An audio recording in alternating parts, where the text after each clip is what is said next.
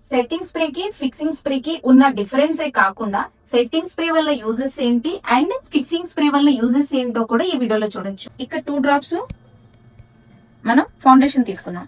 ఈ ఫౌండేషన్ ని దేనికదే స్ప్రెడ్ చేద్దాం. సో స్ప్రెడ్ చేసిన తర్వాత ఇక్కడ నేను ఏ ట్రాన్స్లూషన్ పౌడర్ కానీ బేకింగ్ పౌడర్ కానీ ఏది యూజ్ చేయట్లా.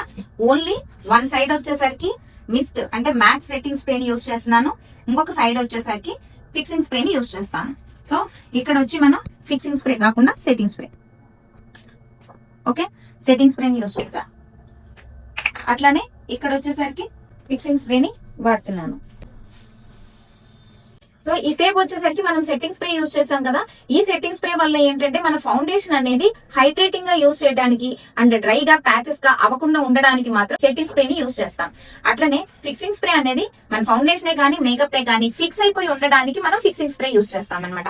సో ఇక్కడ మీకు టెస్టింగ్ పెట్టాం కదా, జస్ట్ ఇది డ్రై అయిన తర్వాత కూడా టెస్ట్ చూద్దురు. సో ఇందులో అయితే చూడండి, మనం ఇలా టచ్ చేస్తుంటే కూడా మూవ్ అవుతుంది, మీకు మూవ్ అవుతుంది తెలుస్తుంది కదా. సో ఇక్కడ మనం ఇలా అన్నా కూడా చూసారా ట్రాన్స్ఫర్మేషన్ అయిపోతుంది. తిప్పి దీన్ని చూడండి, ఇదిగోండి, ఇది ఎక్కడా కూడా మనకి ట్రాన్స్ఫర్మ్ అవ్వదు. సో చూడండి, ఎక్కడైనా కదులుతున్నట్టు కానీ ఏమీ అయినా తెలుస్తుందా మీకు? ఇదైతే ట్రాన్స్ఫర్మ్ అవ్వదు.